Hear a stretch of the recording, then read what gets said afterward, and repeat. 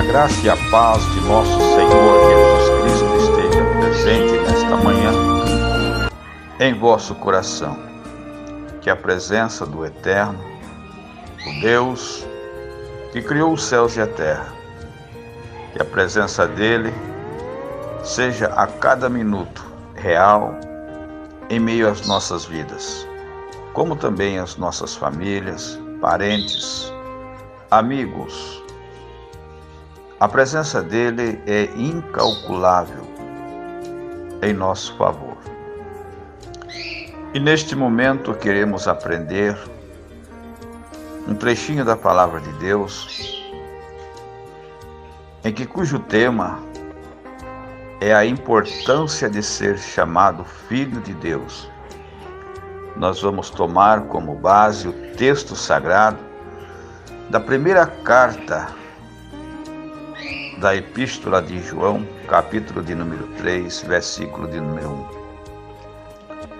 Nós temos em uma rara e clara introdução uma das mais significativas doutrinas bíblicas, que é a da paternidade, a paternidade divina. Ela está esboçada suavemente no Antigo Testamento e desenvolvida exclusivamente, exaustivamente no Novo Testamento. Sempre que nós a estudarmos,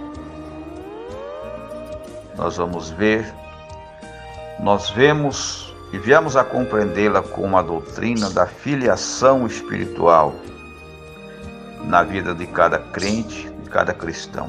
Isto equivale também a dizer que Deus é Pai de todos, mas nem todos são chamados filhos de Deus.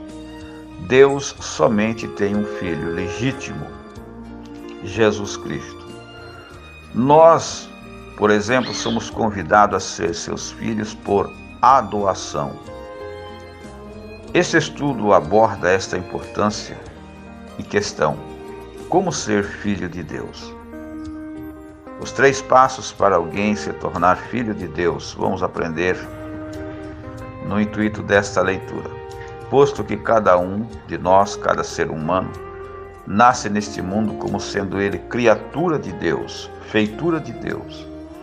Convém investigar nas Escrituras as possibilidades e as condições para alguém se tornar seu filho legitimado. Primeiramente é crer no nome de Jesus Cristo. Nós vamos encontrar isto no livro de João, capítulo 1, versículo 12. Para ser filho de Deus é absolutamente necessário crer em Jesus Cristo e recebê-lo como Salvador. Porque Jesus Cristo é o Filho unigênito de Deus. E os que alcançam o privilégio de também virem a ser filho de Deus são, por adoções unicamente, a filiação de Jesus Cristo pode garantir a nossa de sermos chamados filhos de Deus por adoção. Em segundo lugar, devemos aqui entender que receber a doação oferecida por Jesus Cristo, baseado no livro de Gálatas, capítulo 4, versículo 4 e 5, a doação é um instrumento legal que nos transfere para sermos real família de Deus. A partir de então, todos os direitos nos são outorgados mediante tão maravilhosa doação. Isto ocorre no instante em que o Espírito Santo de Deus permite espontaneamente chamar a Deus de Pai.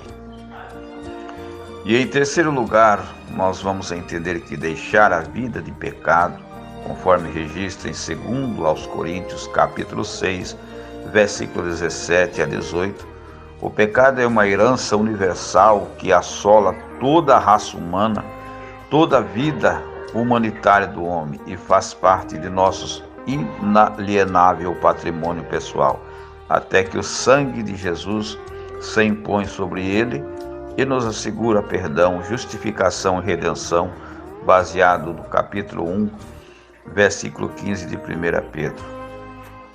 Em terceiro lugar, nós vemos aqui os privilégios dos filhos de Deus.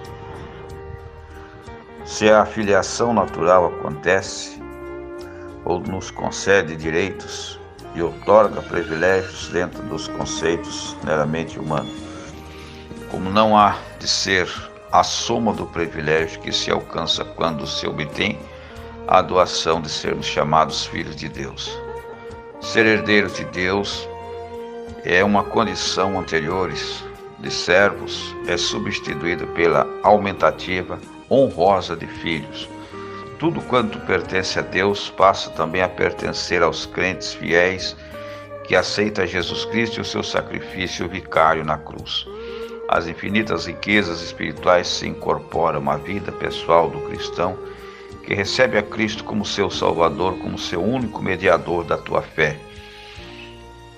Em um ato de fé e uma confissão de serenidade ou seriedade e da pobreza do mundo se transforma em abundantes riquezas diante de Deus. Ao se tornar testemunho do Espírito Santo, cremos na doutrina da Trindade, cremos também na constituição triuna do homem.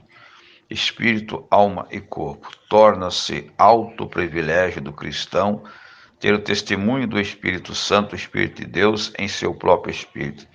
Porque o Espírito Santo é o Espírito de adoação, que Deus, através da pessoa de Jesus Cristo, nos doou esta possibilidade, posto que também Ele atua no céu e na terra, e Ele recebe o testemunho do Pai e transmite aos nossos corações pelo Teu Espírito Santo. Ser guiado pelo Espírito Santo, conforme Romanos 8,14, nos dá o direito de sermos chamados filhos de Deus.